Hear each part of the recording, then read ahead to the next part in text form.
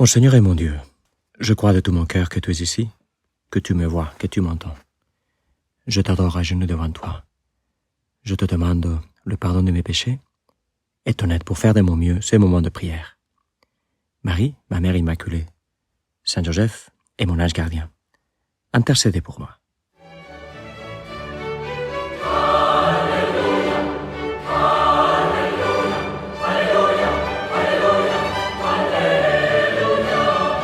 Réjouis-toi, Jésus est ressuscité. Joyeuse Pâques et bienvenue, les bras ouverts à tous les catéchumènes qui ont reçu le baptême pendant la veillée pascale. Bienvenue dans la famille de l'Église, cette famille dont vous faisiez déjà un peu partie, comme des amis très proches, mais maintenant comme des frères et des sœurs, comme des enfants d'un même Père. Cette semaine, l'Église nous propose un parcours à travers les différents récits des rencontres de Jésus ressuscité avec ses disciples, hommes et femmes. Et j'ai dit rencontres plutôt qu'apparitions, parce que tu vois, apparition pourrait nous faire penser à des visions, à des expériences antérieures. Tandis que, tu vois, les évangiles se donnent de la peine à nous montrer, avec beaucoup de détails, qu'il ne s'est pas agi d'une sorte d'hallucination collective, ou d'une projection de leur désir de voir Jésus à nouveau. Non, il s'était quelque chose de tout à fait réel. C'est Jésus qui venait de mourir, il était à nouveau vivant parmi eux. Et il s'est laissé toucher par eux, et il a mangé avec eux. Alors aujourd'hui, nous avons un tableau qui nous montre, comment le dire, deux galaxies très lointaines. D'un côté, il y a les saintes femmes qui rentrent du sépulcre toutes contentes suite au message de l'ange qui dit que Jésus est ressuscité. Et elles vont rencontrer Jésus. Et de l'autre, on a la garde que les chefs du peuple avaient voulu mettre en place pour éviter qu'on puisse prendre le corps de Jésus et dire ensuite qu'il avait ressuscité. Et puis, on a justement ces chefs vers lesquels vont aller les gardiens. Et ni les uns ni les autres vont voir Jésus. Ils ne sont pas dans la disposition. Ils ne sont pas dans l'ouverture du cœur qui permet de voir Jésus. Alors tu vois, les femmes partent du sépulcre toutes contentes et les gardiens, ils partent tous préoccupés. Pour les femmes, c'est une joie incroyable. Pour les gardiens et pour les grands prêtres, c'est un gros problème. Et oui, la meilleure nouvelle de l'histoire est un problème. Pourquoi ? Parce qu'ils continuent à ne pas vouloir voir. La seule chose qu'ils voient, c'est leurs intérêts, leurs baraques. Jésus, en fait, tu l'avais déjà anticipé en racontant l'histoire de Lazare et du riche. Même si quelqu'un ressuscite des morts, ils ne vont pas croire non plus. Ça n'avait pas marché avec Lazare et ça ne va pas marcher non plus avec toi. Et donc, tout leur effort va consister à créer des fake news. Parce que quand la réalité n'est pas comme tu la veux,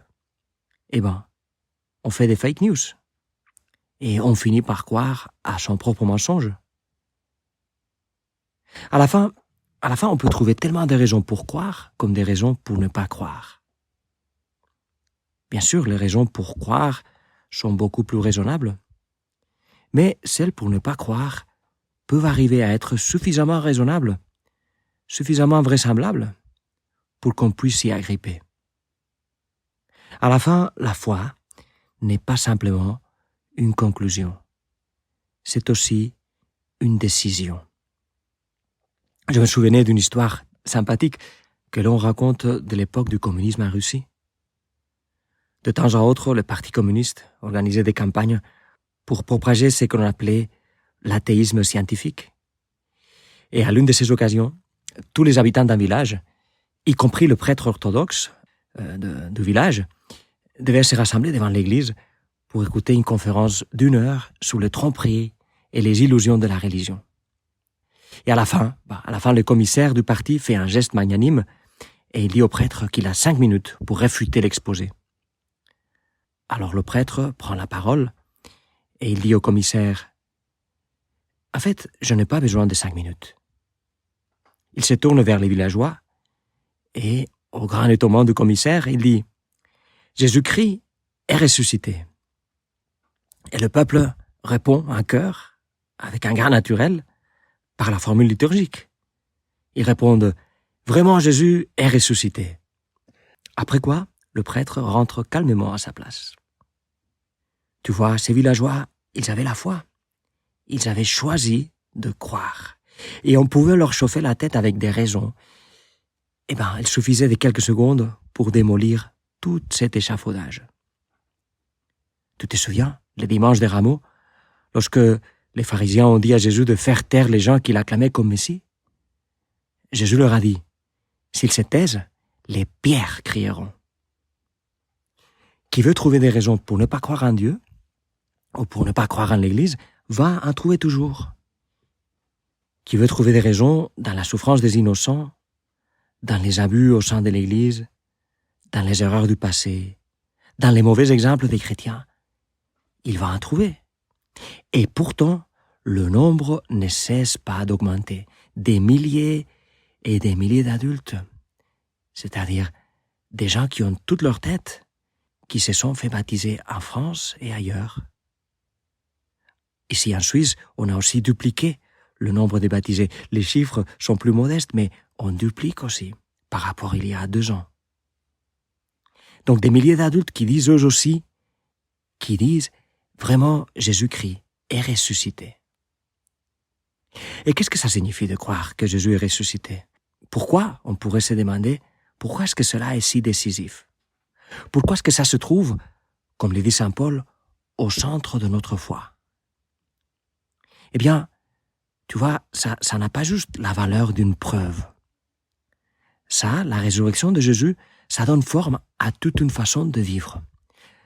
Ça donne forme, comme on dirait, à un ethos. Et pourquoi? Parce que ça remet en question le pouvoir ultime. Ça remet en question la mort. Les pouvoirs de ce monde, ils peuvent essayer de t'ôter tout, l'honneur, la liberté.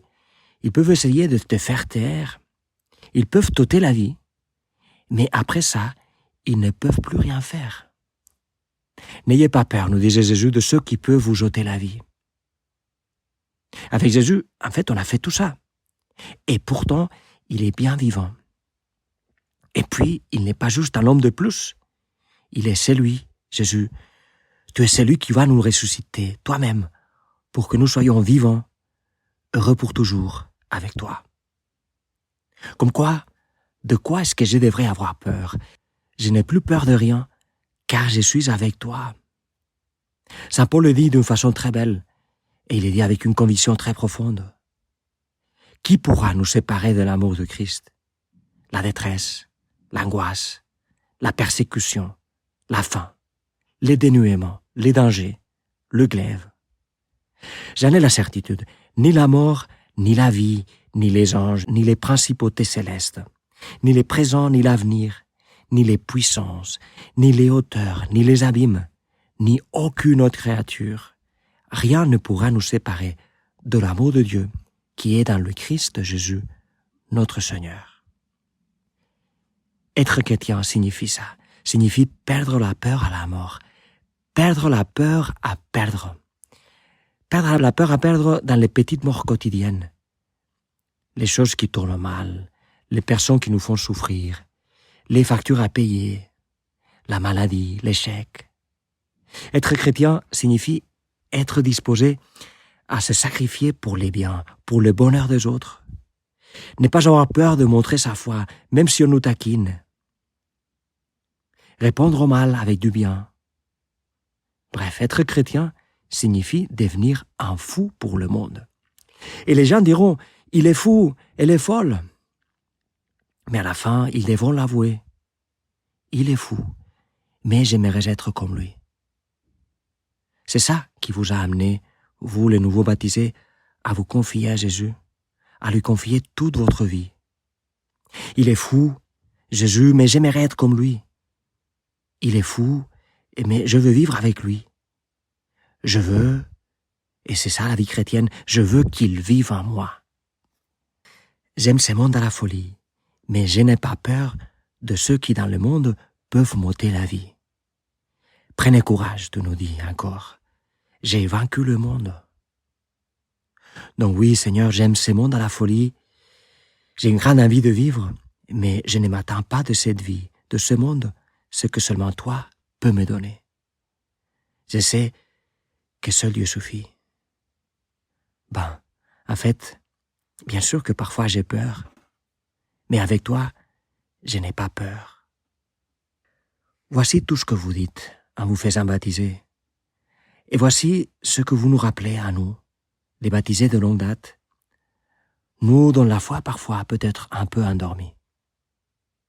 Vous êtes les bienvenus dans la famille.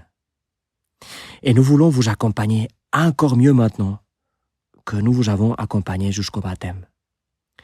Et oui, nous tous devons prendre soin de nos nouveaux frères et sœurs. Ne pensez pas que c'est juste au curé et au vicaire de s'en occuper. Eux, ils sont souvent débordés.